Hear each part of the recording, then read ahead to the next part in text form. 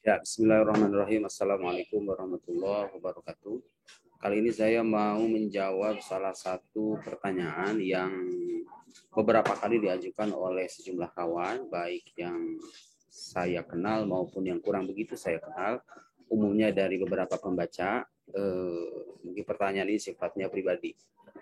Tapi bagi kawan-kawan yang tertarik untuk menggeluti dunia literasi, mudah-mudahan jawaban saya ini bermanfaat dan bisa menjadi tips yang berharga. Apa sih tirakat? Mungkin bahasa orang pesantren itu tirakat ya. Tirakat saya dalam menulis sehingga bisa katakanlah konsisten atau istiqomah dalam menggeluti dunia itu. Ya terus terang kalau tirakat khusus dalam arti amalan tertentu ya untuk menjaga konsistensi itu saya nggak punya. Tapi ada satu kunci yang saya yakin betul bahwa kalau orang memiliki dan memegang kunci itu, dia bisa mencapai hal serupa bahkan mungkin lebih. Jadi sebetulnya kalau ditanya apa kunci keberhasilan dalam menulis, merawat konsistensi, keistiqomahan, kemudian mengembangkan kemampuan, kecakapan gitu ya, membuat tulisan kita menarik dan diresepsi oleh pembaca secara lebih luas. Apa tips utamanya? Saya pernah bilang di salah satu video bahwa tips atau tirakat yang paling manjur dalam menulis itu cuma dua. Satu, rajin membaca. Dua, rajin menulis. Cuma itu aja.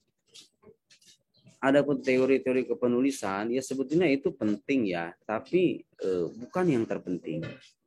Karena menulis itu pada akhirnya adalah melatih kecakapan dengan praktek langsung. Jadi kalau Anda banyak membaca buku-buku bagus, tapi Anda tidak pernah melatih diri Anda untuk menuangkan ide sebagus buku-buku yang Anda baca, Anda tidak akan pernah bisa mencapai itu. Memang harus ada praktek gitu. Nah, kenapa harus banyak membaca? Saya sering bilang bahwa menulis itu ibarat muntah. Ya Anda kalau misalnya tidak punya isi apa-apa di kepala Anda, tidak punya wawasan, tidak punya informasi yang penting untuk ditulis, bagaimana Anda bisa melahirkan tulisan yang bermutu? Informasi itu harus Anda punya. Karena itu kita harus banyak membaca. Dan membaca di era sekarang itu nggak harus dengan buku ya. Dengan adanya internet, kita difasilitasi dengan YouTube, dengan artikel-artikel lepas di berbagai website. Pengetahuan itu bisa diakses dengan sangat mudah di era sekarang. Dan itu penting menjadi bahan kita dalam merangkai tulisan.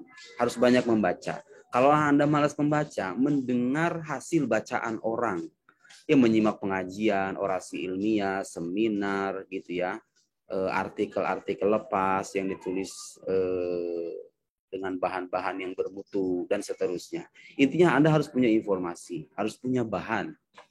Jadi banyak membaca itu supaya menjadi bekal kita dalam merangkai tulisan. Itu penting. Kalau orang mau bisa menulis tapi enggan banyak membaca, saya sering bilang bahwa itu ibarat orang yang ingin menjadi sarjana tapi nggak mau sekolah.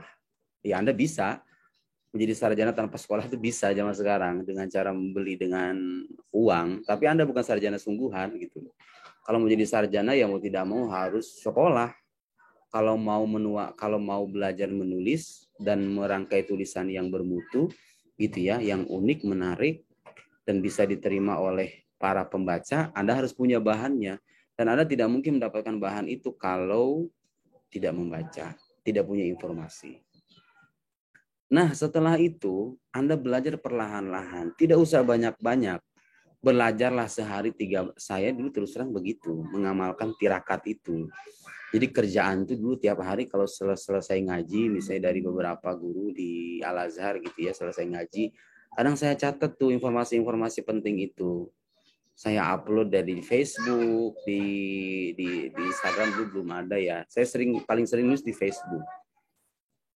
Dan saya punya keyakinan begini, ilmu itu semakin diberi, semakin bertambah. Itu saya punya keyakinan itu, dan makanya saya sering mengupdate status dan menyebarluaskan apa yang saya tahu itu, meskipun terbatas dan sedikit gitu ya. Tapi saya punya keyakinan itu. Makanya saya rutin menulis. Setelah saya membaca buku, kemudian saya dapat informasi, saya tulis. Ketika saya selesai mengaji, dapat informasi baru, saya tulis. Itu nggak banyak. Itu 3 baris, 3 baris, nambah 4 baris, 4 baris, 4 baris, 5 baris, ditambah 6 baris. Terus menerus begitu, lama-kelamaan seiring dengan konsistennya kita, nggak mungkin setiap hari kita hanya segitu-gitu aja. Pasti nambah. Yang tadi 3 baris itu nambah jadi 4, jadi 5, yang tadi 1 paragraf jadi 2 paragraf, jadi 3 paragraf. Sampai kemudian menulis 1 artikel. Jadi untuk bisa menulis 1 artikel, Anda jangan bayangkan dengan bermodalkan banyak baca buku langsung jelek 1 artikel. Ya memang ada orang-orang yang punya kemampuan begitu. Tapi saya terus terang enggak. Dulu itu benar-benar merangkak dari bawah. Itu ya. Saya pernah bercerita dulu bagaimana pada masa awal saya menulis, itu saya merangkai 3 baris saja. 3 baris, 4 baris, 1 paragraf gitu. Itu butuh waktu sampai 3 jam. Bukan berarti saya nulisnya itu lama, tapi karena problem penulis pemula itu ketika dia merangkai paragraf, muncul perasaan dalam dirinya, oh ini kayaknya jelek ya, dihapus lagi. Ini jelek, dihapus lagi. Oh perasaan kok jelek, harusnya nggak begini, dihapus lagi, terus menerus begitu. Nah, pesan saya kepada para penulis pemula, Anda jangan menghiraukan itu. Tulis saja apa yang Anda bisa. Lama-kelamaan Anda bisa mengoreksi tulisan Anda sendiri seiring dengan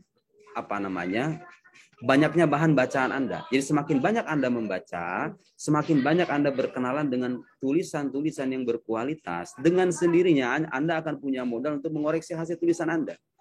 Jadi dua hal itu harus berimbang ya. Banyak baca itu tujuannya 1, memberikan bekal untuk dijadikan bahan tulisan. Yang kedua, memberikan bekal bagaimana caranya kita mengoreksi tulisan kita.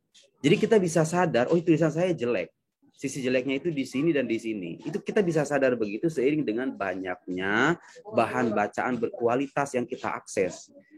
Jadi banyak membaca itu tujuannya itu, bukan cuma sekedar memberikan bahan wawasan, ya, bahan tulisan. Bukan hanya itu, juga membekali Anda bagaimana caranya membangun tulisan yang berkualitas.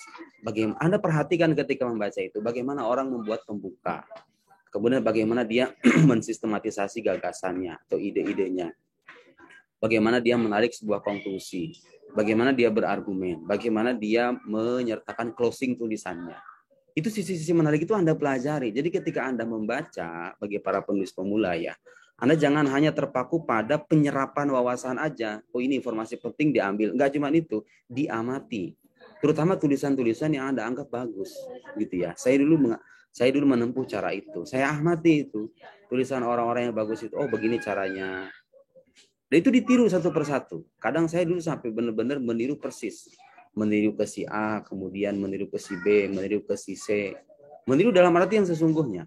Lama-kelamaan setelah meniru sana, meniru sini, kita jadi punya gaya tersendiri. Memang begitu prosesnya. Harus banyak membaca, juga mempraktekkan, menuangkan hasil bacaan dalam tulisan. Tidak harus banyak-banyak. Sebisa Anda, tapi harus konsisten dan istiqomah.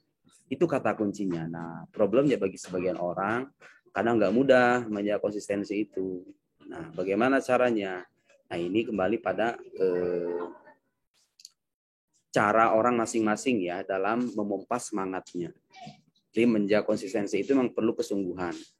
Nah, kalaulah Anda lemah dalam soal itu, saya sarankan cari lingkungan orang-orang yang punya 2 tanda petik kegilaan yang sama. Orang-orang yang punya minat dan niatan yang sama untuk mengembangkan kemampuan literasinya.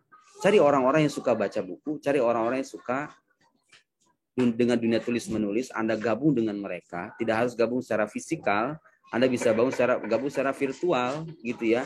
Bikin grup lah gitu ya, bikin jadwal dan semacamnya. Itu saya kira efektif untuk merawat konsistensi itu. Jadi kata kuncinya, tirakat paling penting dalam menulis itu kalau Anda ingin memiliki kemampuan dalam menulis yang baik, itu tadi banyak baca, banyak nulis.